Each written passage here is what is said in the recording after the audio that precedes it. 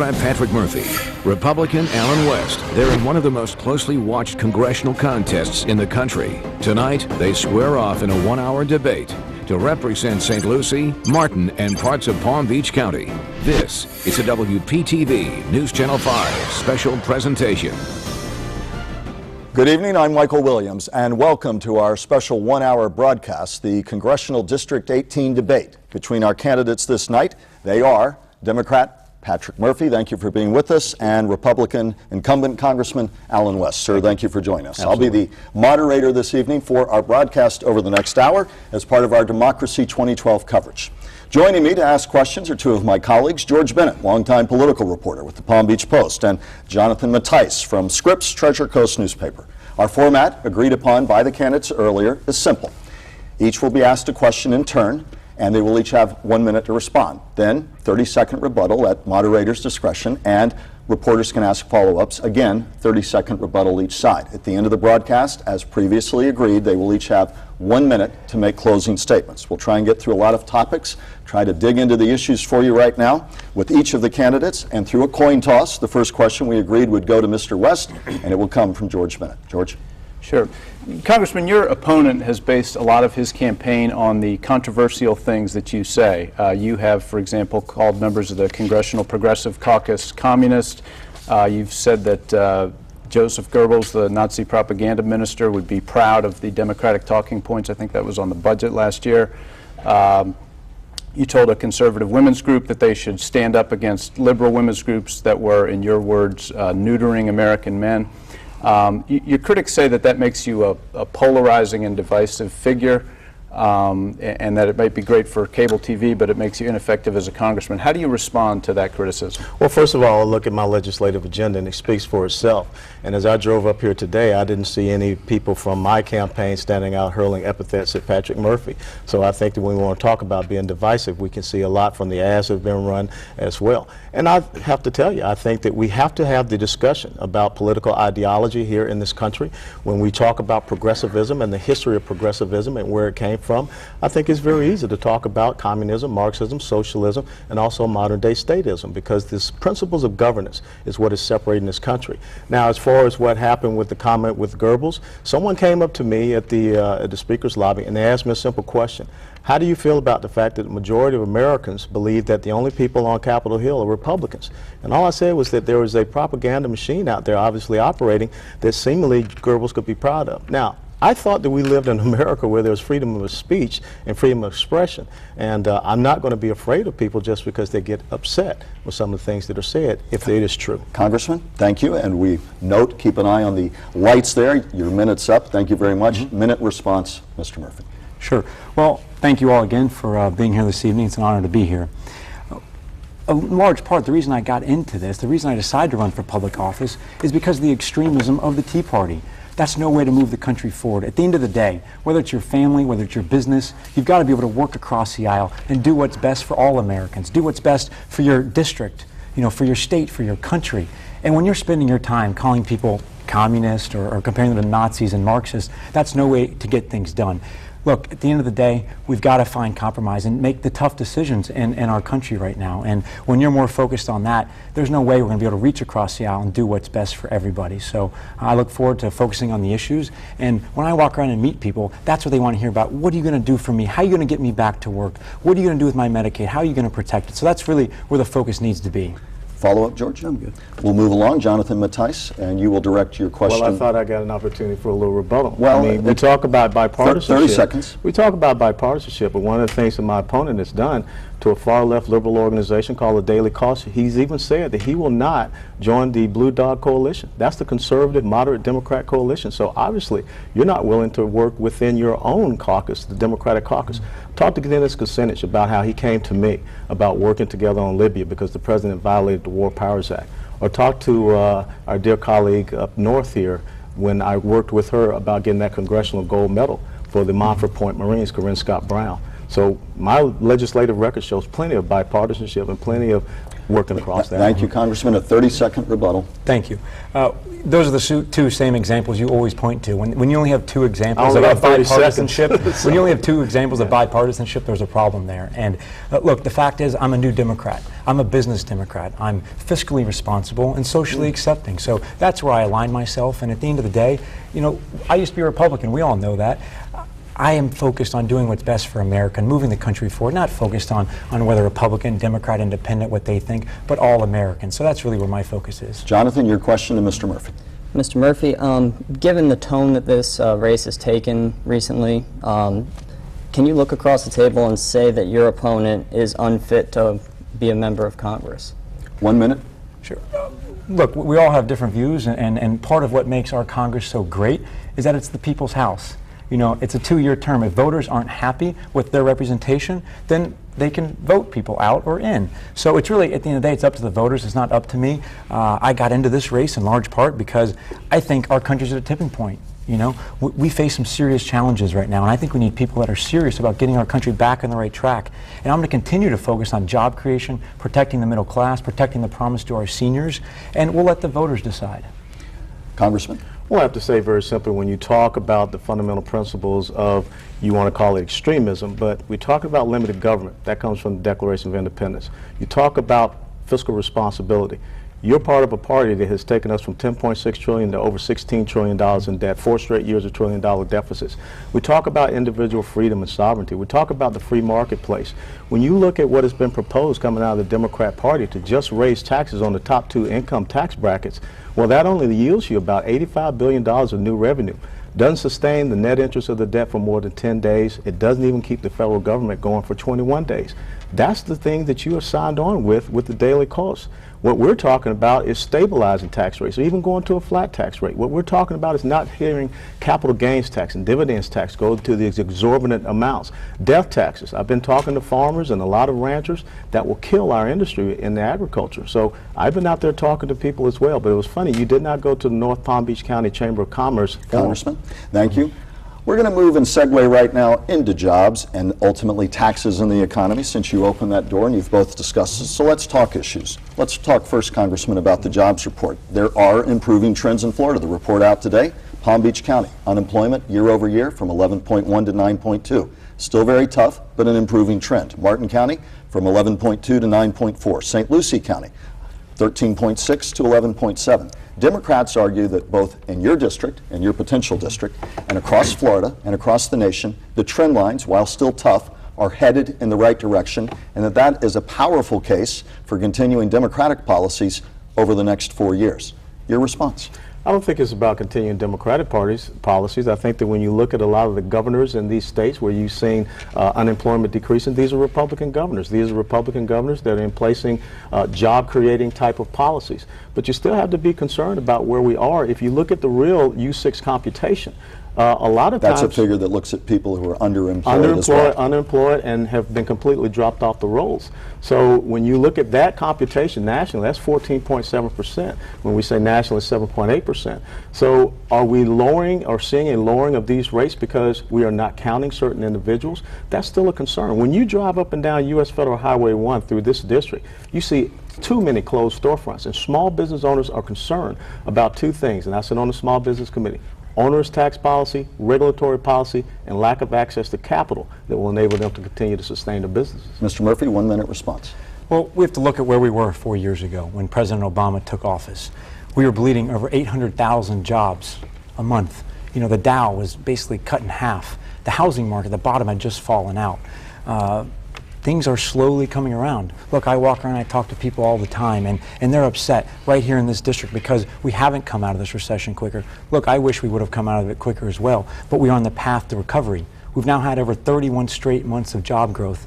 The stock market's almost doubled. Housing is on the rebound, so things are rebounding. We've got to continue down this path and not go back to the failed policies of the Bush administration that got us into this mess in the first place. Let me ask as a follow-up question. Both of you are talking points from either party. Both of you are talking about the issues we've seen. What's the single biggest proposal you have or you've pushed in Congress or with local businesses to create jobs in Congressional District 18? Well, the most important 30 thing, seconds, please. The most important thing is how we're going to get stability and certainty with our tax policies and regulatory policies, and also access to capital. Small community banks are suffering from the unintended consequences of the Dodd-Frank. And we have to understand, we're not out of the woods as far as our housing. Florida is #1 for foreclosures in the United States of America. St. Lucie County is in the top 2 of counties in the state of Florida, which is the highest. People are listening for solutions. What is your solution for your district to create jobs? Not about policies that failed or succeeded in the past, but specifically what are you doing for District 18, or what, I should say, would you do, Mr. Murphy? 30 seconds. Thank you. Congressman West is great at identifying the problem and blaming people and pointing the finger, but we have to be serious about solutions. And as a small business owner, as a CPA, I've actually created jobs, not just talked about it. And the first thing I would like to push forward is a piece of legislation that allows businesses of all sizes to expense 100% their investment in property, plant, and equipment in the first year. This is something that came out of the jobs bill a few years back, and it incentivized companies to invest in this country. Corporations are sitting on over $2.5 trillion of cash, and they're not investing it. So we need to incentivize them to do that. I don't support a QE3 or QE4. The money's on the sidelines. Thank you very much. What about repatriation? That's one of the things that we have been talking about, is the repatriation of the trillions of dollars of capital to come back here, and your party is saying no. And the other thing is very simple.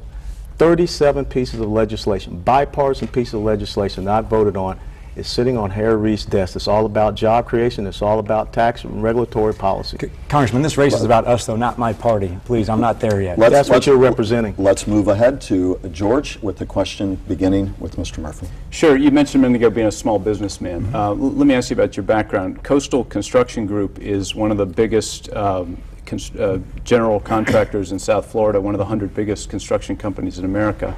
Your father is the CEO, a lot of your family members are on the executive board, and you're a vice president of that. How does that make you a small businessman? Well, first of all, when I graduated college, I went to work at Deloitte & Touche. They're the largest accounting firm in the world. I got my CPA license, and I spent years going to numerous Fortune 500 companies looking for inefficiencies, waste, and fraud.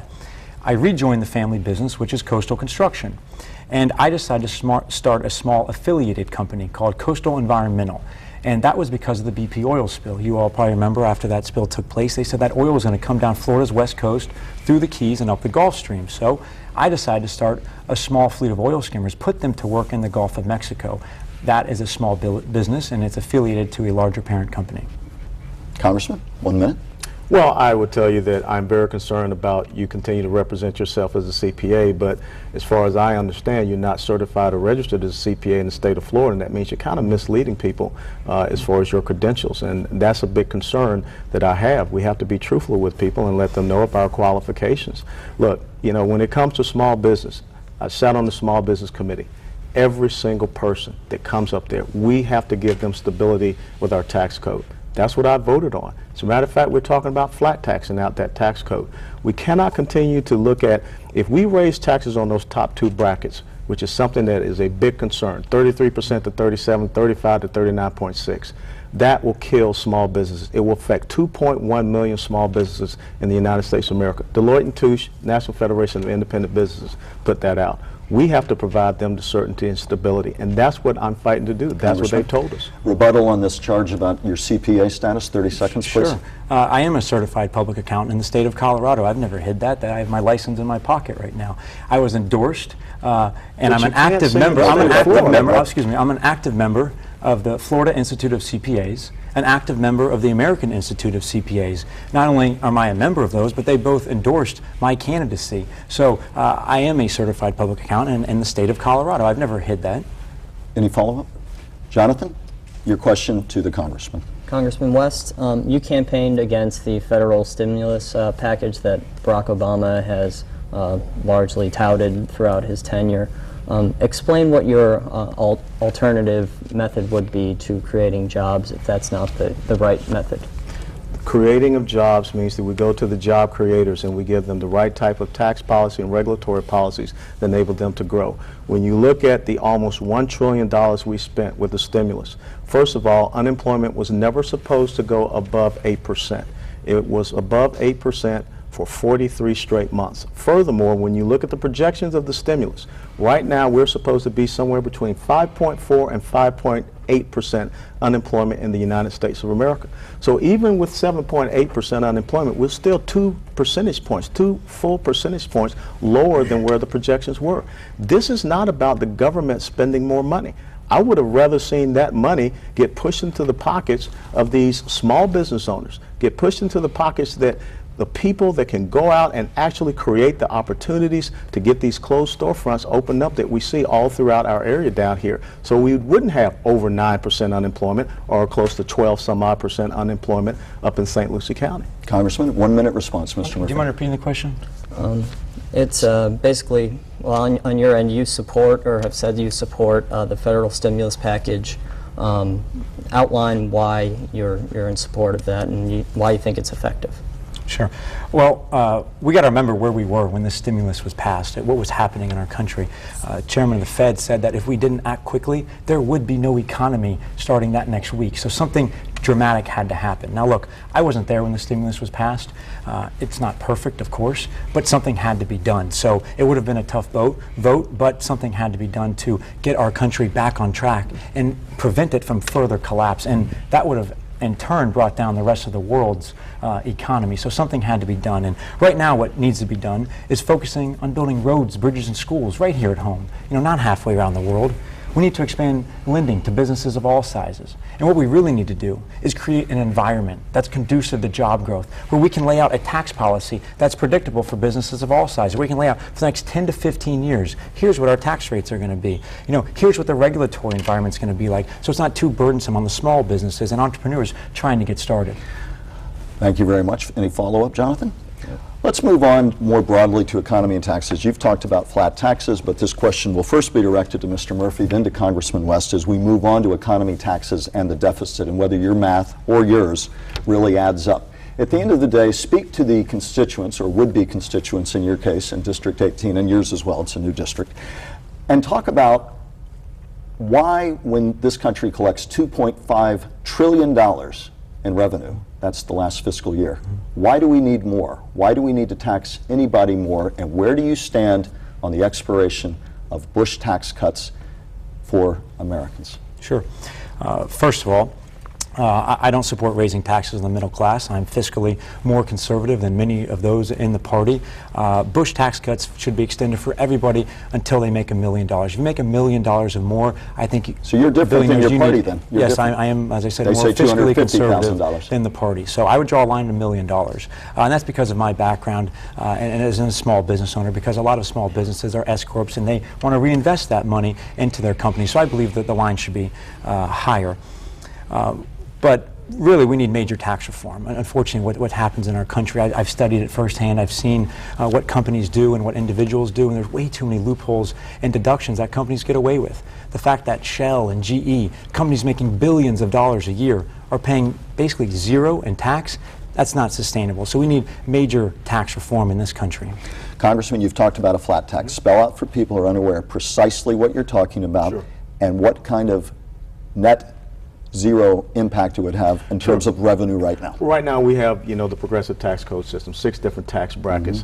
As a matter of fact, before we departed Washington, D.C., we talked about, and we passed legislation in the House, bipartisan, that said let's go to 25% and 10%, 2 different brackets, top end 25%. That's exactly what we need for our small business owners. And then as you lower those tax rates, you can reduce the amount of exemptions and deductions and things of that nature out there, and we want to get that revenue increase. If you put more money in the business owners' pockets, they're going to reinvest it, and they're going to hire people, and more goods and services and things will increase. But then you look at capital gains tax. Capital gains tax going from 15% to 25%. That's a killer. Dividends taxes going from 15% to 43.4%. Many seniors down here live off of those dividends. That's another killer. And then the death taxes will go from 35% bracket to 55% bracket. The minimum exemption drops from $5 million to $1 million. We need to get rid of the death tax. We probably need to look at getting rid of the dividends tax. Keep capital gains tax where it is and maybe even lower it, but also we need to allow that repatriation of the trillions of dollars of capital. Thank you very much. Quick 30-second follow-up. If you get rid of all these taxes, A, how does the math add up, and at what point do you say we need to have a mix between revenue cuts but some tax increases, as many nonpartisan economists argue we're absolutely going to have to Well, have. first of all, Michael, let's be very serious. I am not going to go to the American people and talk about raising taxes and raising revenues until we get our act together in Washington, D.C. $200 to $300 billion of redundant and duplicative programs in Washington, D.C. You saw Senator Tom Coburn's book. It's insidious, the things that we're doing. We're wasting money. And it's not just about, fighting wars, because that was borrowed money on top of that. So you shouldn't even count that as revenue coming in. We need to go in and look at those agencies that are not functioning properly. We need to consolidate. We need to go back and look at, since the 1970s, the large expansion of federal government. Congressman, thank you. 30-second response, Mr. Murphy. Sure. Congressman West signed on to the Norquist plan, Grover Norquist, which said he'd never raise taxes ever. Every economist in the world said if we're going to be serious about reducing our long-term debt, it's going to take three pieces. Number one, we're going to have to reduce spending in this country. I'm all for it. Number two, we're going to have to increase revenues. Go back to the Clinton-era tax rates for those making $1 million or more. Number three, we need economic growth. And that's where the focus needs to be, is getting people back to work. And I support bringing down the top-line corporate tax rate down to 28% and eliminating some of the loopholes and deductions. We have to make sure that our tax code is competitive on a global scale. Very briefly, did you cede to an unelected official your ability to have the maneuverability on taxes, the Grover Norquist pledge to say no more taxes? Well, once again, we have to correct the record here. I was sitting in Kandahar, Afghanistan. The people that were advising me mailed that form to me, and in 2007, I signed it. Now, in the 2010 election cycle, I was asked to sign it again. I did not. As a matter of fact, you can go, and there was in the Hill newspaper, the interview that I took as far as not signing any type of pledge to that nature. So that really is irrelevant. No, it's not about changing. I don't believe that we need to be raising taxes at this time, and I don't need to sign a pledge to say that. Okay. Quick response. Well, he already said he signed it in 2007, so that's the data that I have, that he signed this. And look, we have to be we have to be realistic about what we're going to do in our country, and we're going to have to make tough decisions. And I talk to people that are affluent frequently, and they don't mind paying a little bit more into the tax code if they think they're getting something worth it out of our system, out of our government. They can write a check. On the other side of the break, we're going to continue the discussion about the economy, taxes, and whether the math really adds up in the deficit. We're going to have both of them look at some of the numbers and see where they'd cut and make the tough choices. All of that on the other side of the break when we come back with the debate for Congressional District 18. Please stay with us.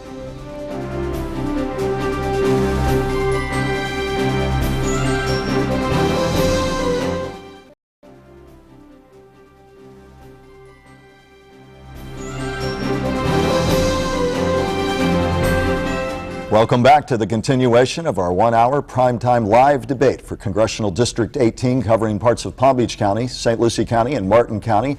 With us today, Congressman Alan West and his challenger for the new district here, Democrat Patrick Murphy, in his first run for office. So we thank you both for being with us. We'll continue our question on the broad topic of economy taxes with George Bennett putting that question to Congressman West. Sure. I know we left everyone hanging on that deficit stuff before the break, so let's pick up with that again. You are opposed to raising taxes. The deficit this past year was, I think, $1.1 trillion, which was actually an improvement over the previous year. Yeah. So if you're not going to raise taxes, what are some things that you can cut to get anywhere close to erasing a $1.1 trillion deficit? Well, you bring up a great point, and it is interesting in that we were supposed to have the deficit cut in half, which was $458 billion. That means we should be about $230 billion, but we've had $1.42 trillion, $1.29, $1.3, $1.1. I think we have to look at certain agencies that were created that aren't meeting up to their original intent and mission. Very simple. You look at the Department of Energy that was created back when I was a teenager, and we said one simple thing. It was to make the United States of America energy independent. So what has happened with the Department of Energy over these past 37, almost 40 years? We look at the expansion of the government into education when we separated the Department of Education out of health, education, and welfare. Now, what has happened to the standards of education in the United States of America? We're 25th, but yet we have spent more and more money at the Department of Education level, at the federal government level, money that could have been really used better at our local levels. So I think that we have to go surgically and start looking at these wasteful and duplicative programs. Look at that great book from Senator Tom Coburn, and we've got to move away from baseline budget to zero-based budget. Mr. Murphy, a one-minute response to George's question. Well, the GAO recently had a study that found 33 government agencies that are duplicative, that basically do the same thing. We need to streamline these agencies. In fact, 7 of those agencies are focused on business and trade. So let's bring these agencies into a straight, streamline them. We need to also go after the waste, fraud, and abuse. We've already attacked Medicare fraud and abuse. This is tens of billions of dollars. We need to continue doing this, not only in Medicare, but basically all government agencies. My background is as a CPA. I spent years going into numerous Fortune 500 companies looking for these inefficiencies, where we can make companies, and in this case, government agencies, more efficient. So I plan on using my background in our government to find this waste. George, a follow-up? So are there any, can you, either of you give me an idea of any numbers attached to that? I mean, Department of Energy, what's that 30 budget? I don't know. Well, it's 30 seconds. Close to $85 billion, if I'm correct. But look, you're looking at a guy, never been in politics before, and in his first 3 months, I found 3 wasteful programs in the Department of Defense budget. And I brought that to the House floor, and it passed 393 to 0. Combined savings? Combined savings about 300 some odd million over the course of 10 years. But if every single member of the House of Representatives in their committee of jurisdiction was going in and looking for wasteful programs, think about what that does. 30 seconds, Mr. Murphy. Well, look, it's going to be a balanced approach, and I already said we need to go after the fraud, the abuse. We also need to look into the tax code and go after some of the deductions and some of the loopholes that far too many corporations and individuals are getting away with. Now, I'm not saying they're breaking the law, but we need to make it a more even and more fair playing field for all companies. I want to just take a quick break with my producer's discretion and moderator choice. We're going to get to Jonathan in a moment, but I think it's important because we hear this from candidates, Republican and Democrat, all the time about where we're going to find quote-unquote wasteful spending. I want to throw up a chart. It's called usdebtclock.org, and our viewers at home can see it, and you all probably have better vision than I do. You can look into the cameras right there with our viewers. The U.S. national debt right now, $16 trillion and counting. Also, as you continue to look at that, you look at $3.5 trillion in spending this last fiscal year, $1 trillion deficit.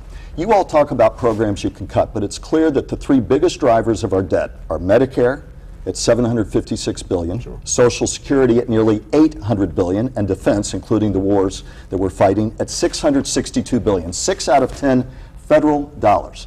What are the tough choices that you are willing to make, Congressman, when it comes to prioritizing cuts in benefits or cuts in defense? Real, serious cuts, because it's clear that that's the only 3 areas that you can make substantive differences. And the Tea Party put people like you in office saying, make the tough choices. So with these 3 specifically, where do you cut first? Defense, Medicare, or Social Security? You have a minute to respond. Well, first of all, let me correct you on something. The $662 billion, you actually included the overseas contingency operations the wars, as no, I well. said defense and wars. And so, now that we're not out of Iraq, I mean, that number's dropped. You're looking at a guy that voted for the Budget Control Act of 2011, something that my opponent said he would not support. That cut the defense budget by $487 billion over the next 10 years. It's the sequestration that I'm against that puts another 500 to 600. Now, 62% of the budget of the United States of America is net interest on the debt, Medicare, Medicaid, Social Security. One of the things, even AARP has come out and said, stop with the payroll tax cut gimmicks, because we're driving Social Security into a deficit situation. So that's what we have to do. We have to start looking at how we can reform, protect and preserve programs like Medicare for our future seniors, but also me at 51, what are we going to do to make sure it's sustainable? The same question to you, Mr. Murphy. You saw the numbers. Our viewers saw them. Any real serious discussion has to look at programs like this and serious cuts. So if you had to prioritize, where does it start? Defense, Medicare, or Social Security, if you're really serious about reining in this deficit? Well, you can't look at these 3 in a vacuum. You've got to look at our budget. But they're 6 out of 10 federal dollars. They are, and it's a definite problem, and that's in large part why I want to get to Congress, bring my background there, because I think I can help out. And when you look at it, you can't look at it in a vacuum. Each individual department needs to be looked at to find these inefficiencies, to find these wastes. I read a report recently that said Congress is continuing to approve spending for our military that our generals on the ground do not want. So, look, I support everything in the defense budget that is going to keep our brave men and women abroad safe, and that's #1 priority. But when Congress is continuing to issue programs and approve programs that generals don't want, that doesn't make sense. So we need to look at all 3 departments. Medicare, we've gone after the waste and fraud, $716 billion in future savings. We have to continue cracking down and finding more examples of this. Let me ask for a 30-second follow-up. A lot of people at home are going to be forgiven, with all respect, to say same old, presented with the harsh numbers. They don't want to say the big, tough cuts they'll make. If it was your household budget, you would look at the biggest items and say we got to make major cuts. Neither one of you said Which one? Defense, Medicare, Social Security? 30 seconds. If you had to prioritize at the kitchen table for the federal budget, which of those three do you start cutting first? Well, Second and third. I already started cutting on defense. I cut it when I found those 3 wasteful programs. But that's a drop in the bucket. I cut $487 billion over the next 10 years, which was something that everyone agreed upon. Now, we also have to look at, if you want to talk about a balanced approach, you've got to look at the mandatory spending side, which is 62% that we're not doing anything to. And that's where you have to have the courage to do something about that. The net interest of the debt, Medicare, Medicaid, and Social Security. So I think that when you look at the Constitution, our preeminent responsibility is to provide for the common defense. We can do it a lot smarter, and I understand how to do that. 30 seconds, and then we're going to go back to Jonathan, and it'll be a good point to segue into Medicare and health care, but a 30-second response, Mr. Murphy. Yes, again, it's a balanced approach, and we need people that are serious about solving problems, people willing to reach across the aisle and find some compromise, because that's what this is about at the end of the day. And but then name of those three, where would you cut first? So first, you know, President Obama and John Boehner, the Speaker of the House, came to the table. They almost had a grand bargain. But the Tea Party and people like my opponent, Alan West, wouldn't let Boehner make a deal. Now, everything was on the table during these negotiations, but the Tea Party wouldn't let it happen. So now we're left with the sequestration. We have these looming cuts at the end of the year that our economy cannot sustain right now. And it's because of the Tea Party, because of the extremism, that we couldn't reach this compromise. The sequestration was President Obama's idea. Okay, it had nothing to do with the House of Representatives. Talking about these triggered cuts. Congressman, you voted for it. I did, and guess what? I also brought legislation to the House floor to stave off sequestration for at least a year to 2 years. So I'm taking action, not just rhetoric. We're talking about pending cuts that will affect both defense and social programs if they're not averted before the end of the year to start. But Jonathan, I think it's a good point to start hopping off to Medicare and health care. Jonathan Matthijs, your question, I believe, goes to Mr. Murphy for 1 minute. Mr. Murphy, we've seen a lot of different numbers on what the Paul Ryan plan would do in effect to increase costs potentially to seniors. Anywhere from $6,350, that was an old plan, different number, to about $200 a month in this new study. What kind of number can we actually look at and say this is what a cut would look like under this plan, because it's a large area of the budget that needs to be looked at? 1 minute, sir. Sure. Well, that's the Kaiser Family Foundation study that you're referring to that said under the Ryan plan, 60% of seniors are going to face cost increases. So this is something that needs to be addressed when people are really looking at the Ryan plan and looking what's happened here. Under the Ryan plan, which my opponent voted for twice and said would be suicide to oppose, we end Medicare as we know it. That's not the way forward. We need to reach across the aisle, do what's best to ensure Medicare is there for generations to come. I was at Century Village about 2 weeks ago talking to the seniors. You could see the fear in their eyes, worried that Medicare is going to be taken from them. And if it's not them, then definitely their kids and grandkids. And we can't let it happen. So we need real solutions. Under the Affordable Care Act, they've found inefficiencies and waste and fraud, and they've put that money, they've taken it out, taken it away from insurance companies' executives, away from the pharmaceuticals, and given it back to seniors in the form of preventative treatments, in the form of closing the donut hole. And this is what we need to do to start bringing down the long-term cost curve that's driving our healthcare costs through the roof. Mr. Murphy, we would like Congressman West now to answer that question. Sure. Well, first of all, we have to understand when you look at this whole thing about ending Medicare as we know it, that was already debunked as the 2011 PolitiFact inaccuracy of the year. That came out of St. Petersburg. Medicare as we know it, if you have not paid attention to the actuaries and the trustees, ends in 2024. Social Security ends 9 years after that. So courage means to step up and do something in the face of this. Continue to do nothing means no one will have Medicare in about 12 years from now. The premium support plan that Paul Ryan has proposed, which he reached across the aisle, and Dave Wyden of Oregon supports as well, is something that came from Bill Clinton and his administration. It's indexed toward income. It provides you the exact same type of health care plans that we are able to select as a government employee. If you are making less, you get more. If you're more sick, you get more. But what you see with the Affordable Care Act, think about the mandate that just came down 2 weeks ago, where seniors, if they return back to a hospital within 30 days of a visit, the hospital gets a fine. That's not the right way to take care of our seniors. And you talk about these cuts. Congressman, we're going to have to stop, although I think we're going to stay on this topic, so you'll have a chance to illuminate further on this. But first, we're going to stay on the topic, I suspect. But George, we'll begin this cycle with you going to Congressman West. Sure, sticking on Medicare. When you ran 2 years ago, you campaigned against the Affordable Care Act and its cutting savings or cost reductions of $716 billion from Medicare, and you've been very critical of that. But when you voted for the Ryan plan, that also includes the $716 billion in savings. What is the difference between the $716 billion that you've criticized and what you voted for? I have not voted to cut $716 billion from Medicare. What I have voted against are a lot of onerous policies, 3% withholding tax, medical loss ratio. And when you look at the Affordable Care Act, George, it's very simple. It's a tax law. There are 20 new taxes in the Affordable Care Act. And now we find out that the individual mandate is now a tax. But you have taxes on capital gains, taxes on dividends, real estate transaction tax, financial transaction tax, medical device tax, health savings accounts, which were originally created for people to be able to, earmark a certain amount of their income and not be taxed, is now taxed. What do you get with those 20 new taxes? 159 new government agencies and bureaucracies, and you also get 16,000 new IRS agents who are going to be monitoring electronic medical records. That's not how we repair health care. And as you well know, I wrote a little op-ed piece for the Palm Beach Post talking about free market solutions to our health care to restore it and get it back on track. One of those key things, tort reform. Talk to any doctor down here in the Treasure Coast. Catastrophic litigation is their most biggest 1 minute concern. and then a possible follow-up from George. 1 minute, Mr. Murphy. Sure. Congressman, you're not being honest with the voters. When you voted for the Ryan plan, you voted to take this $716 billion. You said in one of your commercials that I voted to remove $716 billion. No, you support it.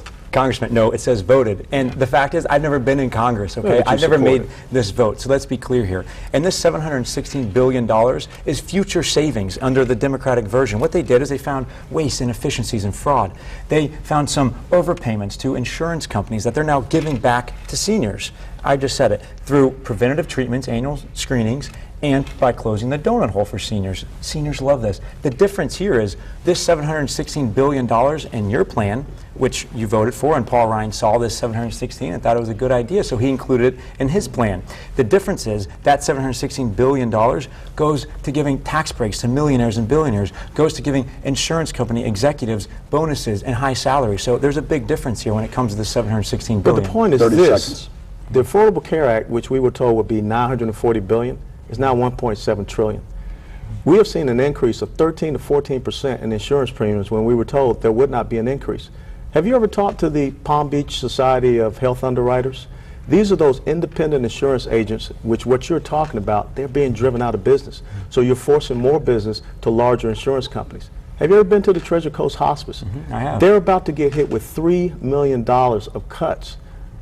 That's not because they're inefficient. Congressman, we'll have to give a 30-second response, then go to break. Sure. Well, I did speak to the AARP, and they don't like your plan. They don't like the Ryan plan. They didn't endorse it. So let's talk about the seniors who are actually being affected here. They've changed and they their don't mind, like though. it. And with the Affordable Care Act, we've added 8 years of life to Medicare. 8 so this years is isn't a important. lot, though. It's not, but it's a step in the right direction. And look, we have to make the steps we can, make these baby steps, and continue to improve it. And that's really where the conversation could be. The Affordable Care Act was not perfect. No piece of legislation that comes out of Washington is perfect. So let's focus now on how do we improve it going forward. A conversation that will continue on the other side of the break. Please stay with us. Back in a moment with more of this congressional debate for District 18.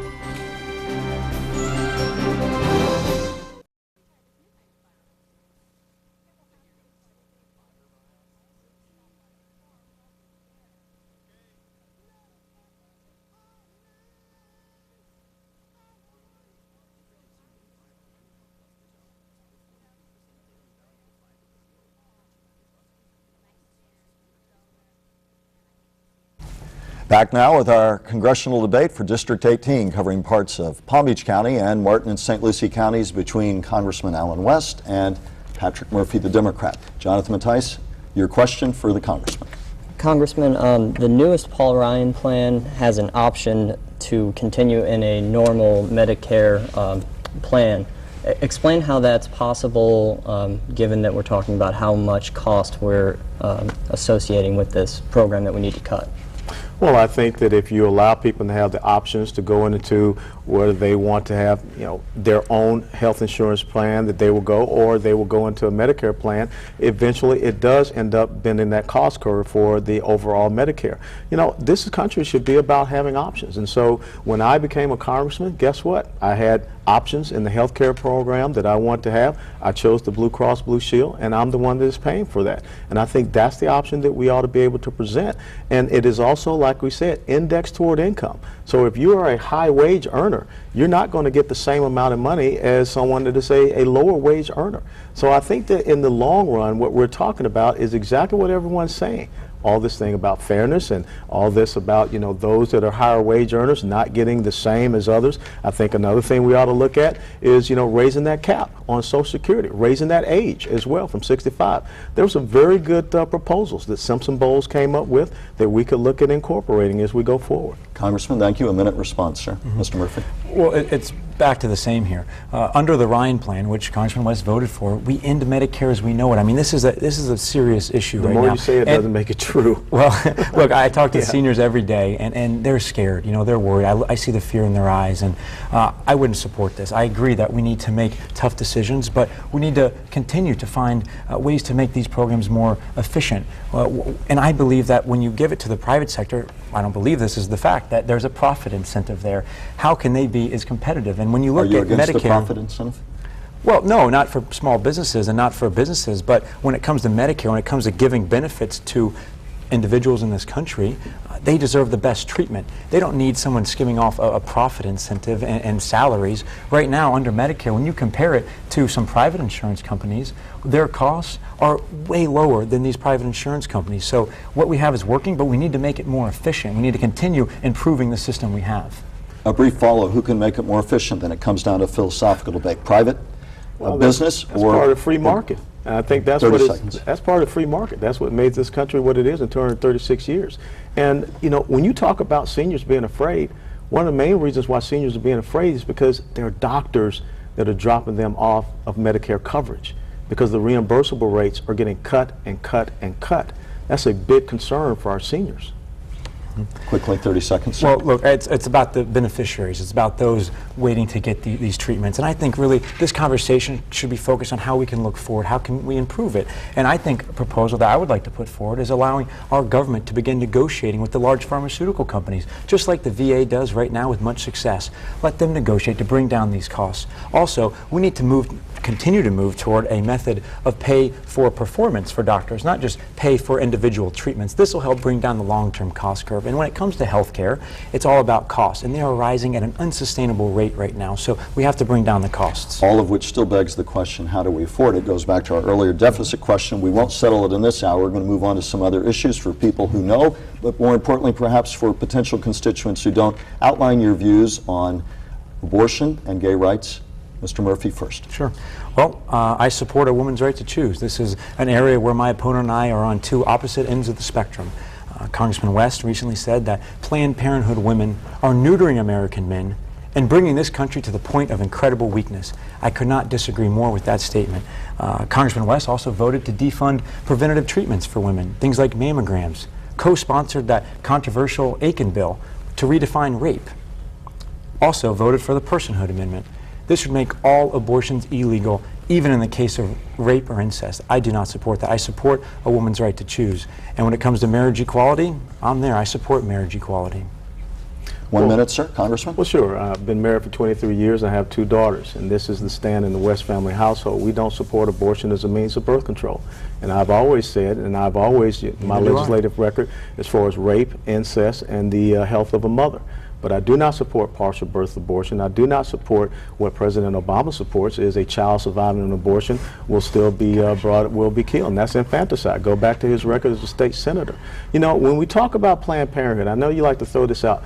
Planned Parenthood is a $1 billion not-for-profit company that has been making a profit. The $352 million that the federal government sends to Planned Parenthood, I think priority, that could go to a better place. One of the places I think it should go to helping us with the comprehensive Everglades restoration project, helping us with dredging, helping us to make sure that our waterways and our water quality is clean. That's where we should be prioritizing taxpayer funding. 30-second response. Sure. Look, Planned Parenthood treats all sorts of women in need that need these preventative treatments. That's where the money's going. So I'm not going to take away that funding for these preventative treatments. And it's interesting how you slid environmental issues into that answer when you voted to allow oil drilling in the Everglades. That couldn't be more out of touch than this particular district. Well, I have the vote. Because, so, Congressman, this particular district, would not. Listen, a big part of this district is the environment, and so much of our economy here locally is based on our environment. And there's a direct correlation, whether it's tourism, whether it's real estate. These areas of economy are related to the environment. Presidential candidate Michelle Bachmann came down here and floated that idea, and I was all over her like a black eye on a pea. So I guess you got this very wrong. Now, once again, I'm talking about priorities. And when you look at what is happening with Planned Parenthood, perhaps you should call up Secretary Sebelius. The HHS came out today and said Planned Parenthood is not doing mammograms. We're going to have to move along to the final question to give you all time for a close. George, your question first to Congressman West. Sure. This race is, both of you guys have spent a lot of money. It's among the costliest congressional races in the country, plus outside groups have spent more than $3 million on this. Do you support any kind of legislation that would limit the influence of outside groups, and what is that necessary? Well, I think that, first of all, that has to be argued back in front of the Supreme Court. Supreme Court already made that decision. Look, you know, if you look at our FEC record shows an incredible amount, almost 95% from individual donors. And nothing is really, the average is about $98, $99. I can't help it that people are going to donate to me. And if outside groups, I mean, there are some people that have pledged to put about $5 million in PACs against me. You know, so be it. I mean, I know that my opponent's dad even created a PAC specifically just for him, and you know, that was pretty neat. You know, I don't have a gold tooth, as you can see, and I don't like punching women, but I think that that needs to be gone back and argued before the Supreme Court. 1 minute, Mr. Murphy. To answer your question, absolutely. We need major campaign finance reform in this country.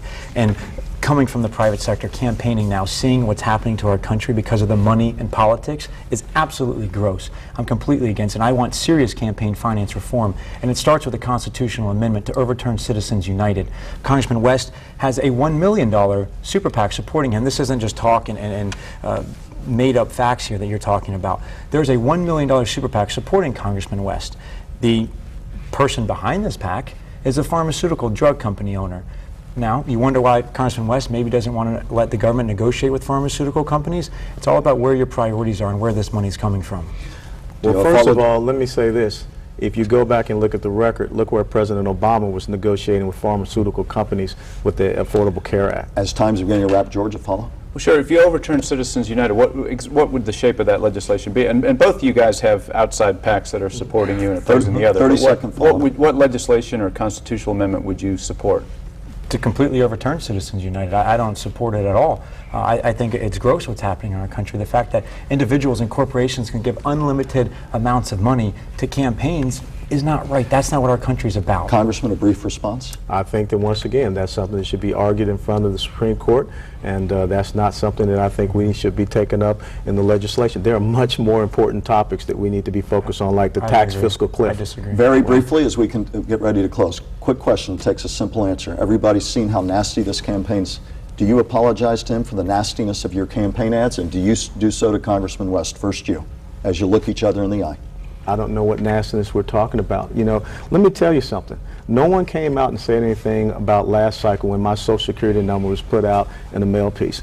George Bennett even asked me a question about me being the only black member of an all-white motorcycle gang. West. No apology there. What about you? Do you apologize to him for the nastiness? Look, I talk to people every day, and they're tired of the negativity. Do you of politics. apologize to him? Look, with my campaign, all of our ads are accurate. You know, we don't have to spin anything. Me punching women we is talk accurate? about, that's not my ad, sir.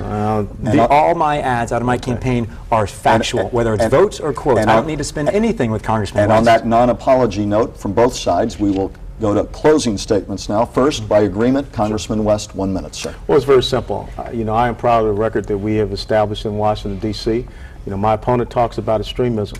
But when I look and study the Declaration of Independence and the Constitution of the United States of America, our country was established on limited government. Our country was established on fiscal responsibility, individual sovereignty, a thriving free market, and a strong national defense.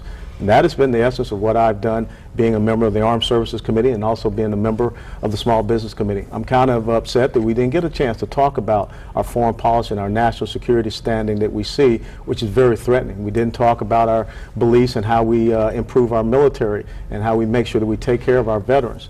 But that's my commitment to this country, a commitment that I have done for 22 years in uniform, a commitment that I take very serious, and we will have the right type of reforms to make sure that this country has a better and a brighter future. Congressman Allen West, thank you, sir. Thank you. Mr. Murphy, a final closing statement. Thank you, everybody, and thank you, Congressman. We need a representative who's more focused on job creation, not headlines. I believe that my background as a CPA and small business owner is exactly what we need to put our country back on track. I'm going to focus on protecting the promise to our seniors and strengthening the pillars of the middle class. This includes Social Security, Medicare, and Medicaid, and not constantly demonizing them and attempting to privatize them. My opponent called 80 members of Congress communist, voted to end Medicare as we know it, voted to eliminate 10 million Pell Grants from our students, and supported legislation that would take away a woman's right to choose. Palm Beach Post even said that he is everything that's wrong with Congress. The fact is, I'm a former Republican. I got tired of the extremism that's created gridlock in our country. I'm a moderate and believe I have the background to get our country back on track. Not only do we need to get to work, we need to work together. Patrick Murphy, the Democrat, Congressman Allen West, our Republican. We thank you both for being here. We thank George Bennett with the Palm Beach Post political reporter and Jonathan Mattice, Scripps Treasure Coast newspapers. Most of all, we thank you. Congressman West brought up an interesting point. We knew that we could only begin to scratch the surface in this hour-long debate, the only televised debate that the two candidates had agreed to, and we knew that Monday night will be a huge foreign policy-only debate at Lynn University, and that largely, we suspect, they largely support their two respective candidates, President Barack Obama and Mitt Romney, who will cover the ground there. And so we elected to move on without that. But all important topics, we hope we've whetted your appetite to learn more about the candidates before Election Day. On behalf of everybody here at WPTV News Channel 5, I'm Michael Williams, wishing you and yours the very best. Thank you for taking time to join us, and good night.